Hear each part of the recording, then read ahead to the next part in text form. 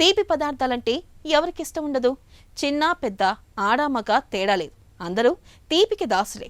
నిజానికి చక్కెర అనేది మన శరీరానికి అవసరమైన శక్తిని అందించడమే కాదు, మనకు ఆనందాన్ని కూడా అందిస్తుంది. అదే దీని ప్రత్యేకత. మన ఆచార వ్యవహారాల్లోనూ పంచదార తొలి స్థానంలో నిలుస్తుంది. ఇంటికి బంధుమిత్రులు వచ్చినప్పుడు వారి నోరు తీపి చేయకుండా ఉండలేం. అయితే మన శరీరానికి చక్కెర ఎక్కువైనా లేదా తక్కువైనా ఇబ్బంది. చక్కెరకు అతిగా అలవాటు పడితే అది మన పాలిట స్వీట్ పాయిజన్లా మారుతుందని హెచ్చరిస్తున్నారు డాక్టర్లు. మన పాలిట తీపి విషంలా పనిచేసే చక్కెర వాడకం గురించి ఇప్పుడు తెలుసుకుందాం. మనకు 3 రకాల షుగర్స్ మన దైనందిక జీవితంలో ఎవ్రీడే చూస్తుంటాం. ఒకటి గ్లూకోజు, అంటే మనం రైస్లో ఉండేది. రెండోది ఫ్రక్టోజ్, అంటే మనం టేబుల్ స్పూన్ షుగర్ తీసుకుంటే దాంట్లో గ్లూకోజు ఫ్రక్టోజు ఈక్వల్ రేషియోలో ఉంటాయి.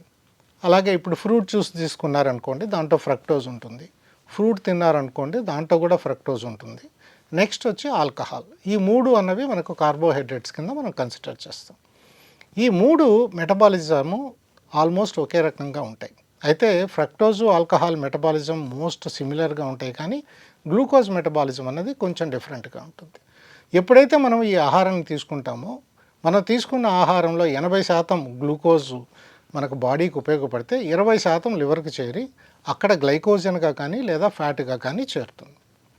అదే మీరు ఫ్రక్టోజ్ తీసుకున్నారనుకోండి, అంటే ఒక చెంచాడు షుగర్ తీసుకున్నారండి, 50% గ్లూకోజు మన బాడీలోకి వెళ్తే 50% ఫ్రక్టోజు డైరెక్ట్గా లివర్కి వెళ్ళిపోతుంది.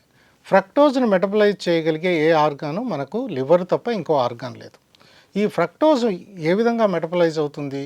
లివర్లో గ్లూకోజ్ అయితే గ్లైకోజన్గా మారి దాన్ని దాటిన తర్వాతే ఫ్యాట్గా కన్వర్ట్ అవుతుంది, కానీ ఫ్రక్టోజ్ మాత్రం డైరెక్ట్గా ఫ్యాట్గా కన్వర్ట్ అవుతుంది.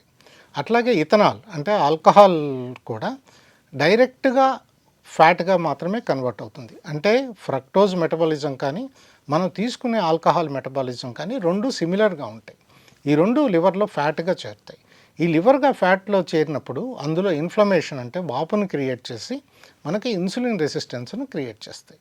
అంతేకాదు, ఈ గ్లూకోజు ఫ్రక్టోజుకున్న అత్యంత డేంజరస్ ప్రాబ్లం ఏంటంటే, ఎప్పుడైతే బాడీలో అత్యధికంగా గ్లూకోజ్ లెవెల్స్ ఫ్రక్టోజ్ లెవెల్స్ ఉంటాయో ఇవి మన బాడీలో ఉన్న ప్రోటీన్స్ని బైండ్ అవుతాయి. వాటినే గ్లైకేషన్ అంటాం. అత్యధికంగా బాడీలో షుగర్స్ అనేది ఉన్నప్పుడు మనకు గ్లూకోజ్ కానీ ఫ్రక్టోజ్ కానీ దాని యొక్క కాన్సిక్వెన్స్ ఏంటి అంటే ఎర్లీ ఏజింగ్, అంటే త్వరగా ముసలి వాళ్ళు కావటం.